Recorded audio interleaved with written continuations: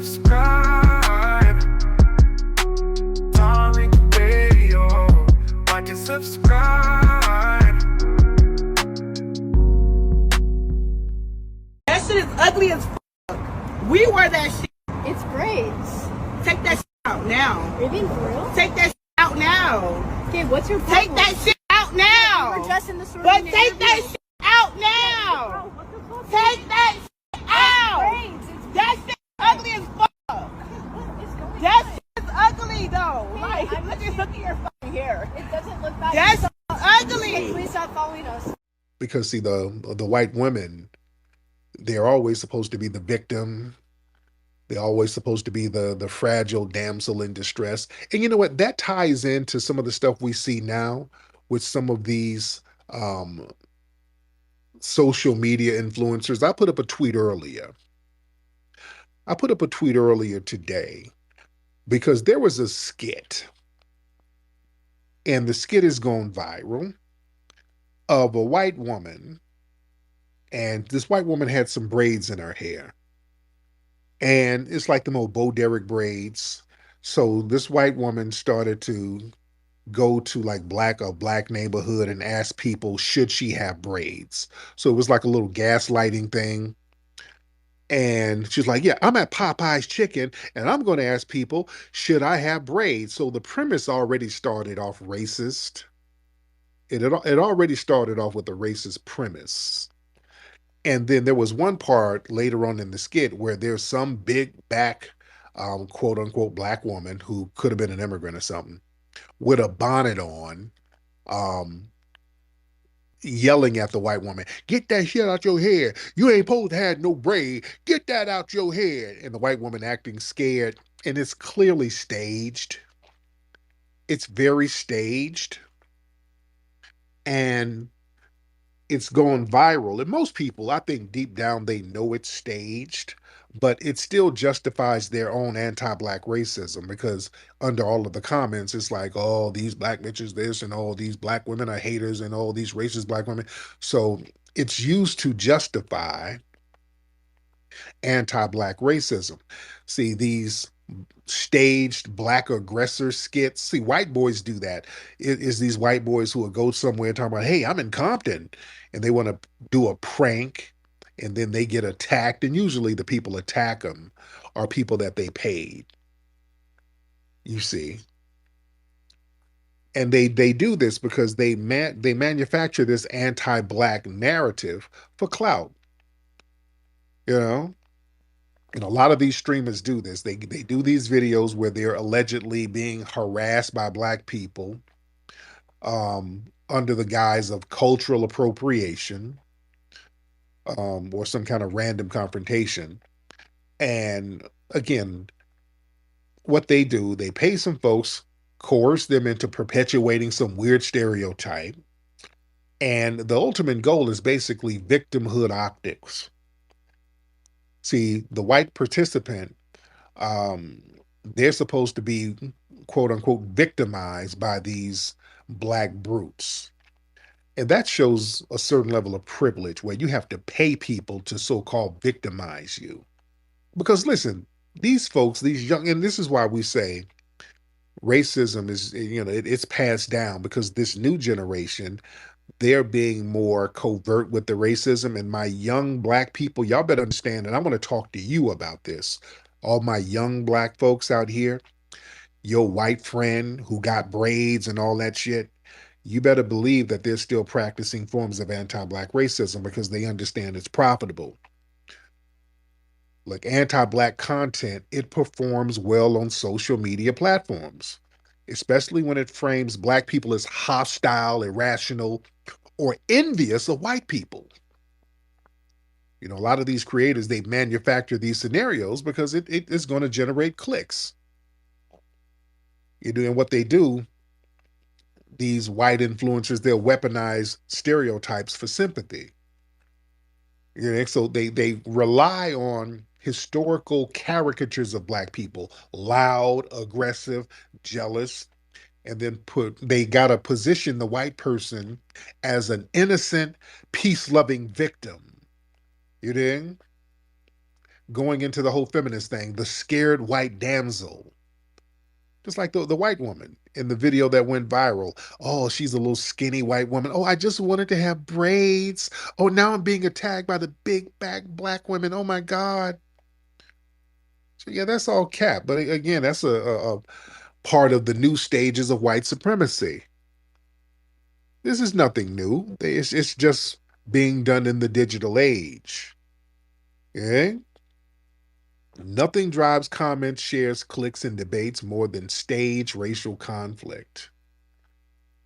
And these paid performances, it exploits economic vulnerability. See, a lot of these skits, they hire economically vulnerable black folks to act out these harmful tropes, and for a small fee, they're going to play up the exaggerated behaviors that the white audiences find entertaining and validating. See, that's the name of the game. It's all about validating their white supremacist views that they already had.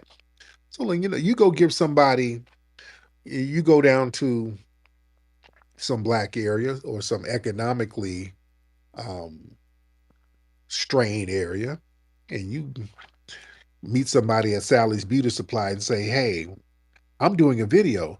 Would you participate in this skit with me? I give you $50." Yeah, you get somebody sitting up there bucking their eyes and acting a fool, they'll do it. Yeah. All you got to do is act like you're going to beat me up.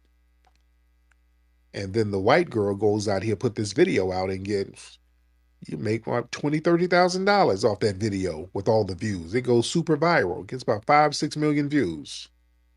Yeah. Because see, this echoes of the minstrel shows. You see, that's all this is. This is digital minstrelly. It's designed for white amusement, and it degrades black people while reinforcing white innocence and superiority. You see, and also like this is historic. The same historic thing where they've always manufactured tales of black people unjustly attacking white people, and that's been used to justify racial violence against us, racial policing against us, and social exclusion against us. You see, that's what all that is designed for. Because you read the comments, it's like, see, this is why I don't hire black people.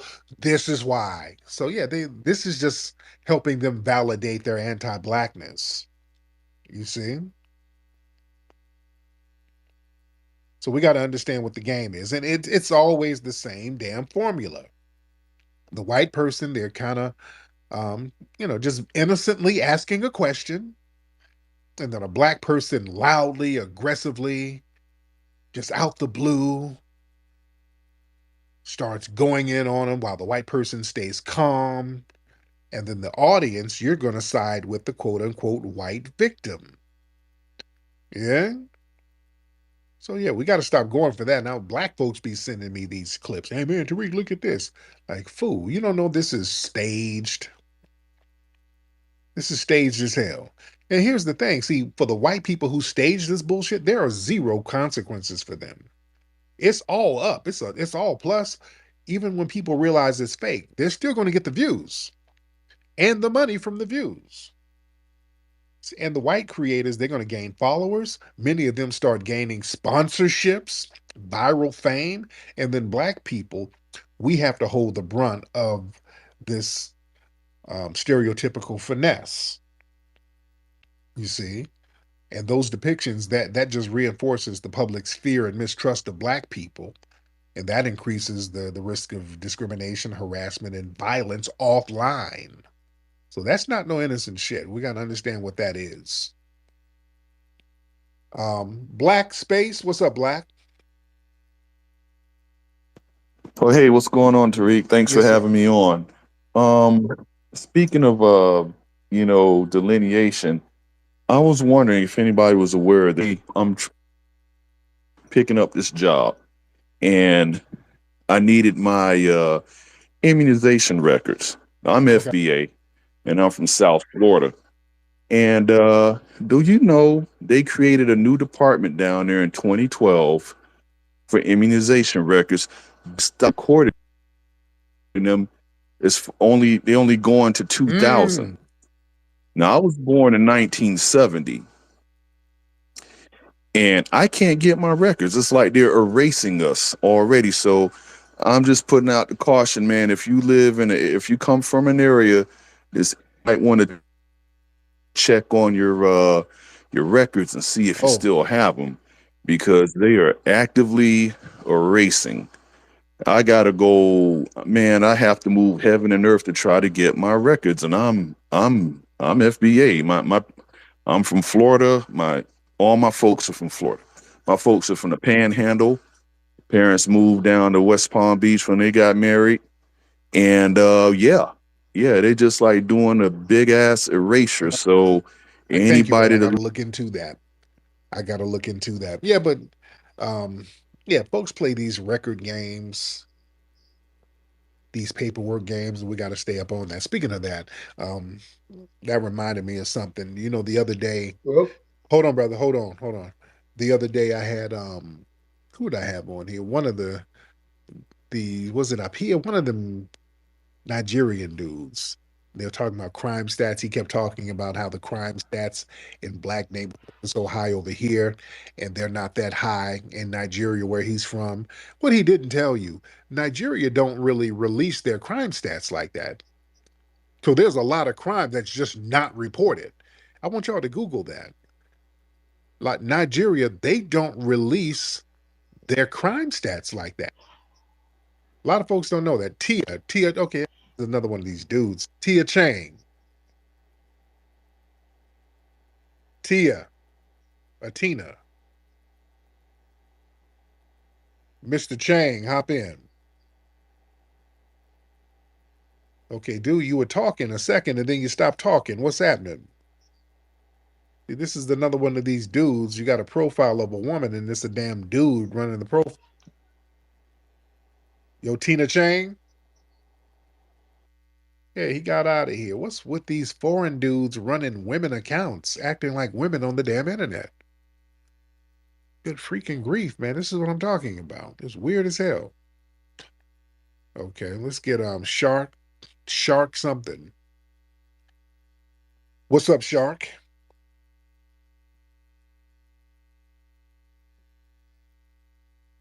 What is in your opinion, like, do you think that that LGBT rights in America are tied to black rights? As in, like, do you think that, like, with Trump going after LGBT people, do you think that black people are in more danger now than they were in the past? How would we be in more danger? That he might be going after more minorities, not just LGBT people. So LGBT are minorities? Yeah, I would argue, yeah. But the thing is, you still benefit from the privileges of the dominant white society. I understand that. I accept that. I understand, like, as a white person, I do understand that I do, but then as a gay person, I also would end up getting attacked as a gay person. Attacked how and by who?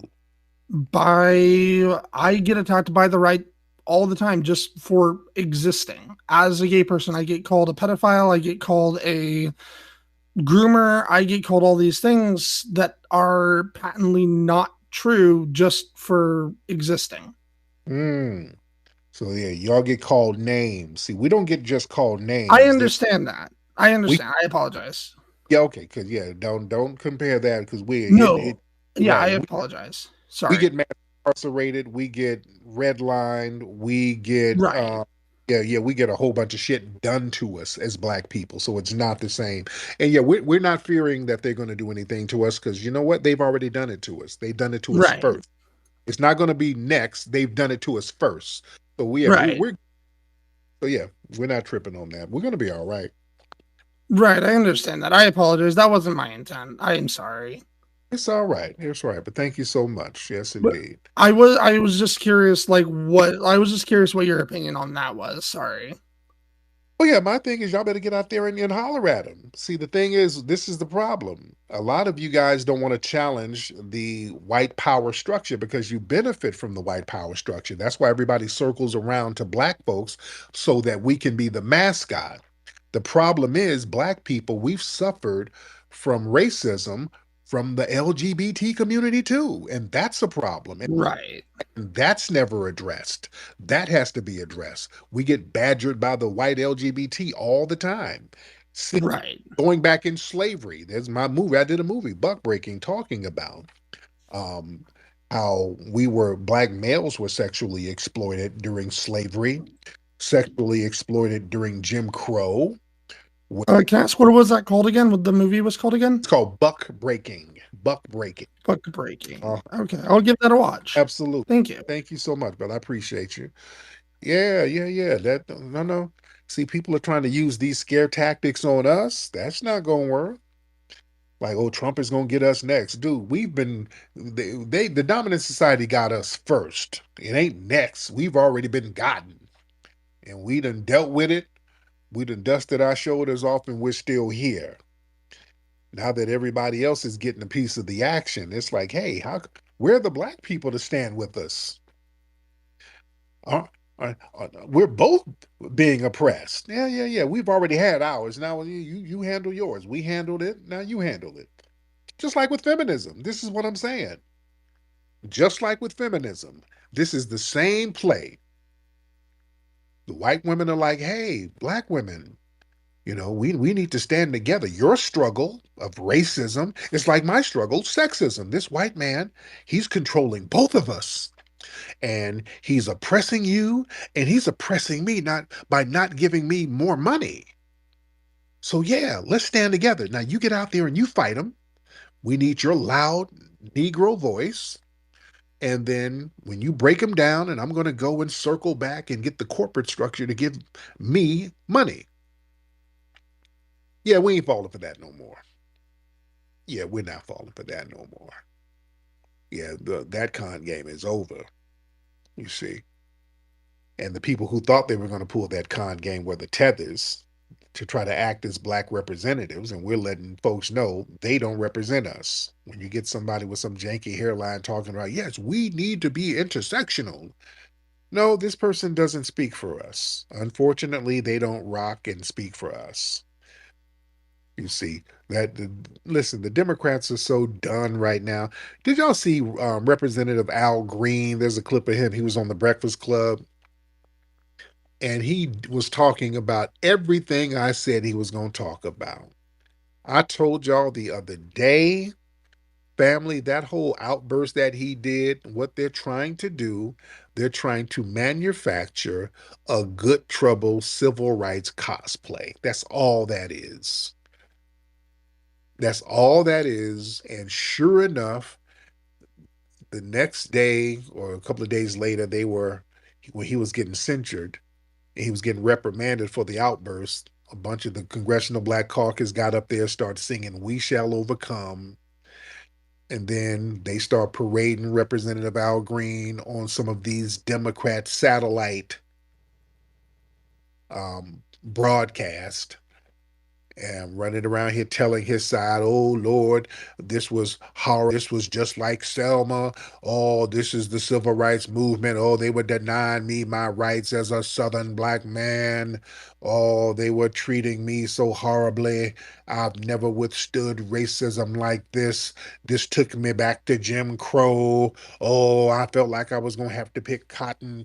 Oh, yeah, they just really, really trying to double down on the civil rights um, aesthetic of it. And this ain't got nothing to do with what we were doing in the 60s. I think this is disrespectful to the civil rights movement because they're doing all of these civil rights cosplays not for black people. They're not doing all this shit for us.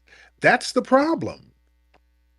They're trying to do all of this civil rights imagery to kind of galvanize the black vote, but they're doing this civil rights stuff for trans and immigrants.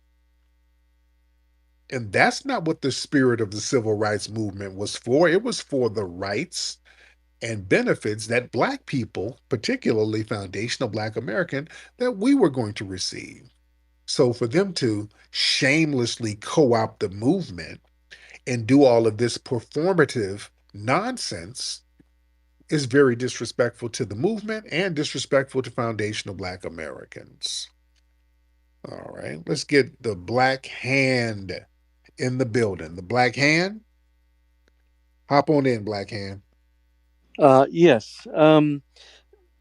Your conversation reminds me of the 90s scandal with Anita Hill, and she had a case against Clarence Thomas, but the white feminists jumped on that and used that woman, just to push their agenda, and that whole case blew up. So you are correct in when they see opportunities and they use black women just as a tool to get what they want. So I just wanted to make that observation.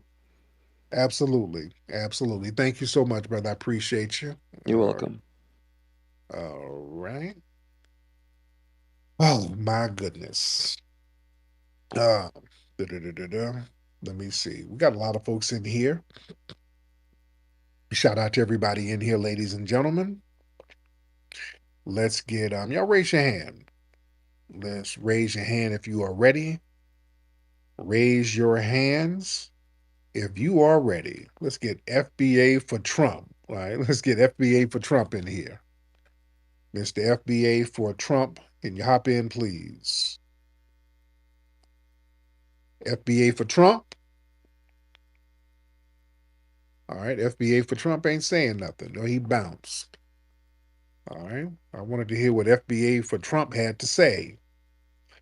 Let's get D Denny in the building. D Denny. D Denny in the building. Unmute your microphone, D Denny.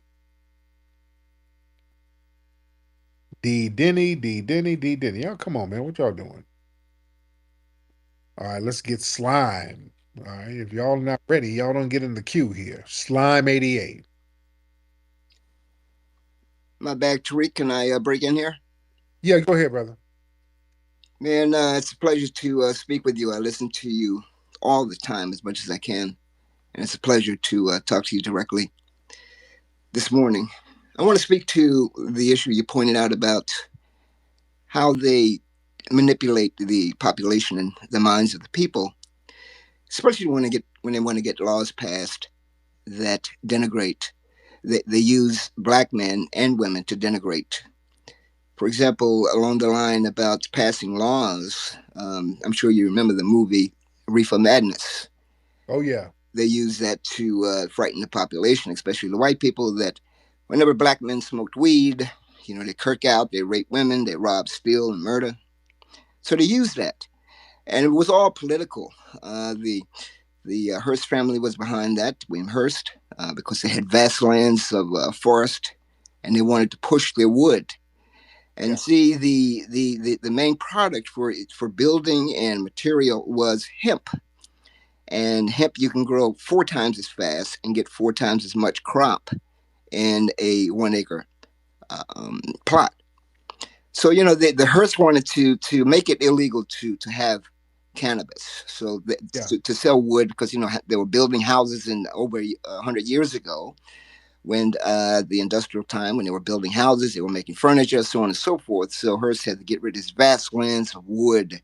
Then also you had the Rockefellers, who were dealing with oil, and again cannabis. The oil from cannabis was being used for so many things, so they had to, of course, demonize it for the Rockefellers. And then you have the DuPonts, and their thing is, of course, is synthetics, nylon, and the twins, Polly and Esther. Because hemp cannabis was able to again fill those demands, but they had to demonize it to make it illegal. So that's the whole thing behind the Reefer Madness, and goes to the point that you were making of how they do use black women. They do use this propaganda to control the minds of the people, and they still do. They do it all the time. Thank you, my brother. Thank you, brother. I appreciate you. Yes, indeed. Yes, indeed. Let me see. Y'all raise your hands in here. Everybody raise your hands. Nikki, I sent you a message. Please check your message, Nikki the God. Um, let me see. Well, we got a lot of folks in here. Much respect to you guys. Let's get brother. Let me see. We got so many people in here. Let's get Uncle Elroy in here. Get some new faces. I'm gonna try some new faces in here. What's up, Uncle Elroy? Hey, how you doing, man? You can hear me good? I'm good. Yes, sir. How are you? All right, all right. Yeah, this is my first time listening. My brother David sent me the link, so Okay. thanks Okay. for having me. And then off top, I don't really know a lot, but you seem like a intellectual and a scholar, like a really smart dude. I could already tell, right? Yeah. My question is, I'm sorry. Go ahead. Yeah. I try. I try, brother. Go Fair ahead. enough. Don't we all, man? Right? My Yep. question is, do you think by isolating, and I'm not saying you're wrong, I could see that you're right about them mascotting black women and exploiting black women to serve their purpose or goal. Let's say that's true. But do you think by focusing and isolating that point, that it kind of misleads the view of the people from the greater picture? So even though that's true, do you think that's the greater picture of feminism? Like, what's your opinion on feminism as a whole? Like, let's say if we took out the black and white women, but as a movement, like, do you think there's a bigger picture there?